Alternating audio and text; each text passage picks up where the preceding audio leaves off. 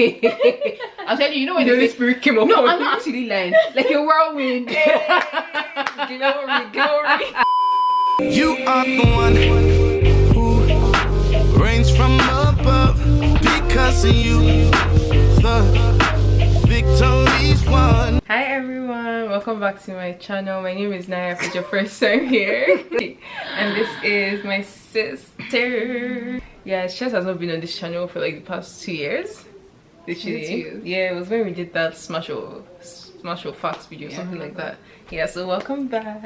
Are you excited to be here? So. You're not serious. She's excited to be here. Okay. Today, you guys, we're going to be talking about speaking in tongues. As a believer, is this something that we should do?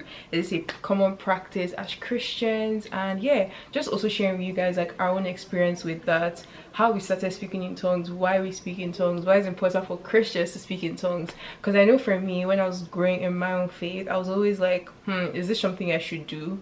You know, and I feel like maybe there are not enough like videos or like explanations or teachings on it. But yeah, so we're just going to share our own personal experience, and I hope this video really blesses you guys. Okay, so I have a few questions. Do you have anything to say? Are you glad to be here? Oh my gosh. Okay, so the first question is, what was your first intro to speaking in tongues? So like, what was the first time you heard about like tongues, and like what was your idea about it? Like, do you guess? What was your first, like, where's the first person you, what was the first time you even saw people speaking in tongues, and what was like your reaction? Yeah. I guess my first ever introduction to speaking in tongues would be like my church in Nigeria. Speak louder. So they can hear you. So it was my church in Nigeria. I grew up Catholic. We grew up Catholic, but they had like a charismatic like fellowship in my church. Yeah. So there's like a group of people who are actually like charismatic, like Catholic. So they basically believe in like infilling of the Holy Spirit, speaking in tongues, those type of things. So I guess me and my mom used to take us to like the fellowship every, I think it was like Wednesday or something, I don't remember. Yeah, it was like once a week.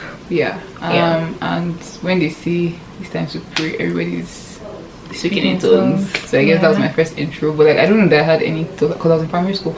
I don't know that I had any like thoughts about it. Like it was just okay there. Okay, yeah, that's fair. I feel like for me, that was also my first encounter with like people speaking in tongues. To me, I just felt like it just seems so strange. Really? Yeah. How old were you that you were thinking it was strange? I don't know, I was very young, but I just knew, like, not that I thought it was strange, like, oh, you shouldn't be doing this, but it was just like, what's going on here? Like, shocking for me, because they'll now touch people and people will fall and be shaking and stuff like that. I just didn't understand it. So to me, I was just like, oh, what's going on here, kind of thing. And then yeah, and I also always thought that like it was maybe like just for like pastors, like special people that could like be filled with the Holy Spirit like that. I actually did, and I know that like I also thought that like they were not faking it, but like I guess because I didn't understand like the Holy Spirit and how he will fill you and like give you utterance to speak. But I just thought like, yeah, you just come and be saying like rababa or something like that. That's just how I thought, yeah, because I know sometimes I'll be playing with my brother and they will just start saying rubbish. My second question is, what changed or like what showed you the real meaning of like speaking in tongues? Where do you know that okay, like there's actually something here? Yeah. I think basically I started reading some of Kenneth Higgins. Louder. They can't hear me. You guys can't hear me. I think it was when I started reading like Kenneth Higgins books. Right? That's when you're saying, yeah, how do you know? You know my story. You know my life. I know part of your story. But yeah, I think it was when I started reading Kenneth Higgins books. This was like maybe 2019 January. That was like my first intro. Like I mean, obviously, like I knew that speaking in tongues, thing, but I think for me, I thought all the while I always thought it was like a special gift that maybe some people had.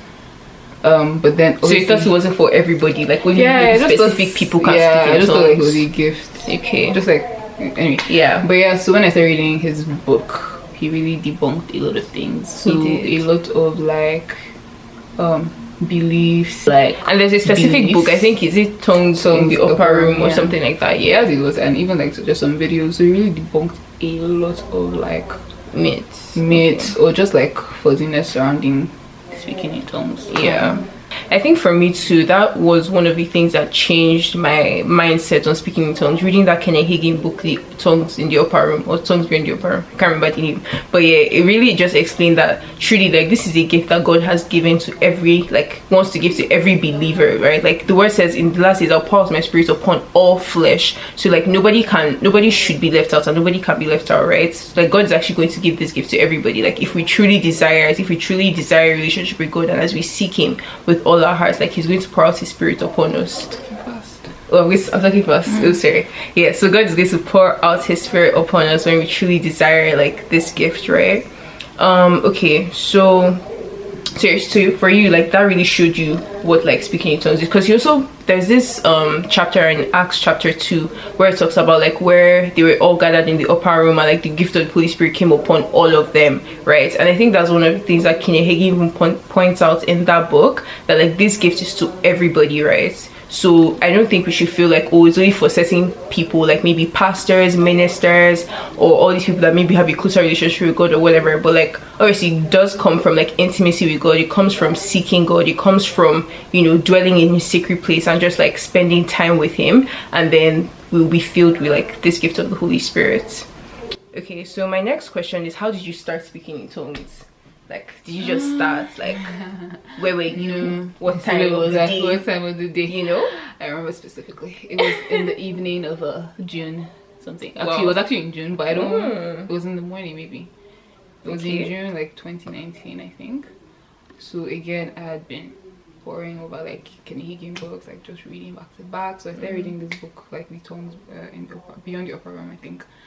And as I was reading it, so the thing with receiving the gift of the Holy Spirit is faith has to be involved. If you don't have faith, like, you just can't really move.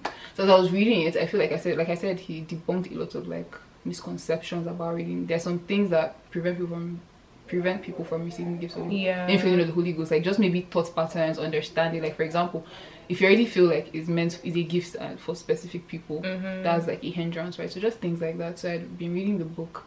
I was not even halfway through, and but like, what other hindrance did you have, or like did you think that like that book debunked for you? So like, apart from maybe it being a special gift for other people, just understanding the importance of understanding what it even is, and like why you should have it, right? If you don't have that understanding, it's like, why? If they give it to you, like, you don't even know how to use it. Kind of thing. So understanding really why is necessary as a believer. Why do you need to speak, you know, be able to pray in spirits? Why do you need the infilling of the Holy Ghost? All of those things. So I was reading the book, I think I got to a specific chapter, like there was so much faith in my heart, and I was just like, I just started praying. Like there was a particular verse he had quoted, I can't remember the verse. And I was like, today is the day. Like, I am going to start speaking in tongues. You said today, no, for fire, I said today is the day. So I actually started. I started playing worship music. Wow. And I was just amazing. I was actually. It's not what this interview was just like, wow, wonderful. Go on, my sister.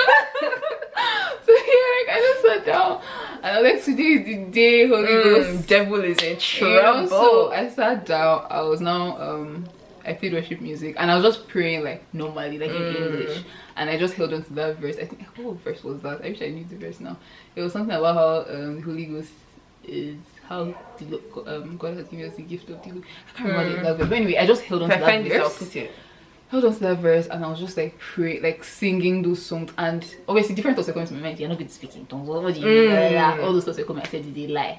I sat down there, and before you know it, I'm telling you, you know when the Spirit came up. No, I'm not actually lying. Like a whirlwind. Glory.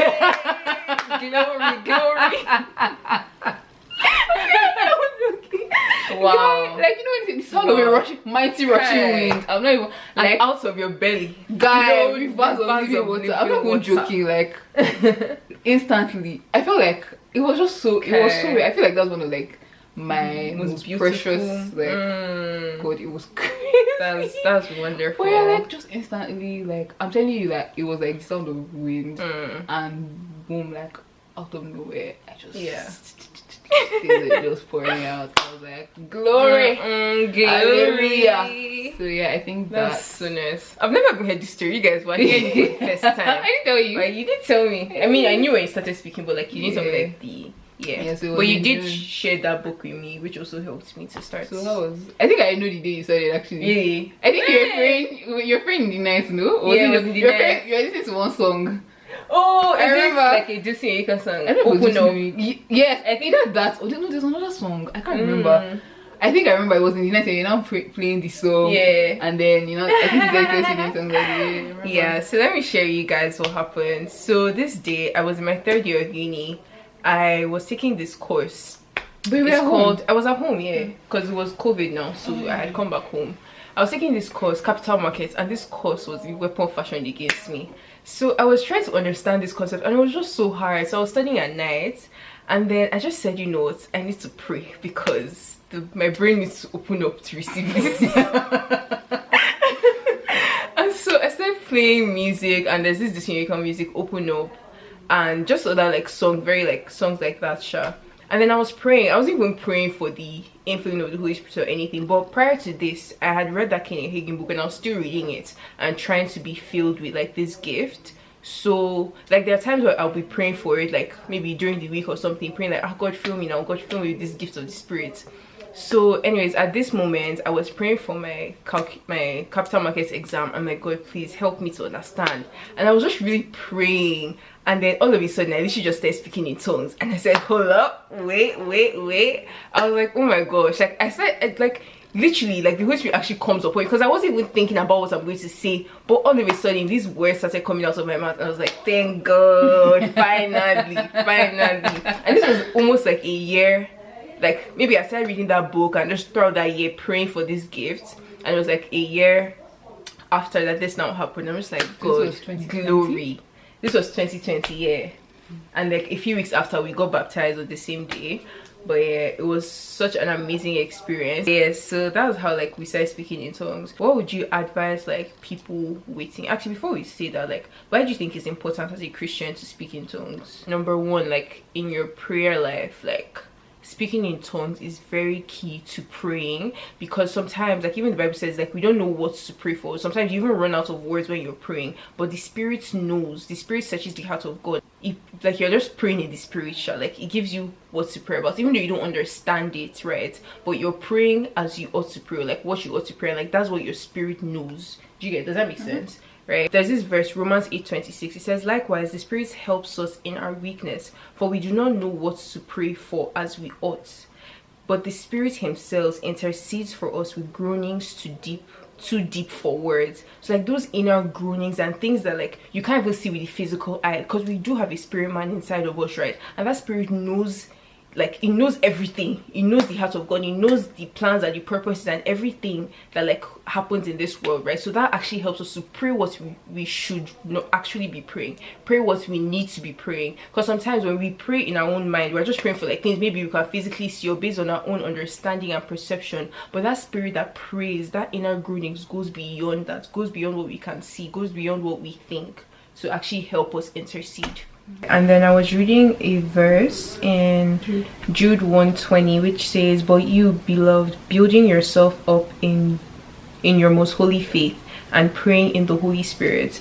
And as Christians, sometimes you can even shortchange ourselves by settling for what is less that like God has given us the Holy Spirit, right? And if we don't fully understand it and understand what that can do for us and the impact that can have in our own lives, we have limited access, right? Just like when somebody gives you something, if you don't know how you can fully utilize that gift, you literally like shortchange yourself, right? So we just need to stop settling for less and just know that there's more, there's something better, there's something, you know, attainable, like when you pray in the Spirit. Yeah.